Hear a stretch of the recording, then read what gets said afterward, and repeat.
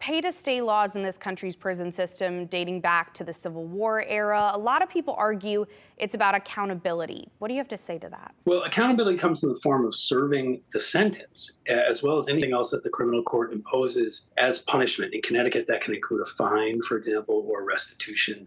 But our pay to stay law is not old at all. It's only from 1997. And it is part of, I think, sort of the worst of the 90s tough on crime policies that have just destroyed lives and cost the state a lot of money and generally spread around the misery. It's inconceivable. The very last thing that it makes sense to do is to get somebody who's coming right out of prison and say, oh, and by the way, you owe us more than what 2 years would cost of UConn tuition, room, and board. So it's a new thing in Connecticut, and it's a bad thing. It's something that never should have been enacted. It turns out it's also unconstitutional, and it's a terribly cruel idea.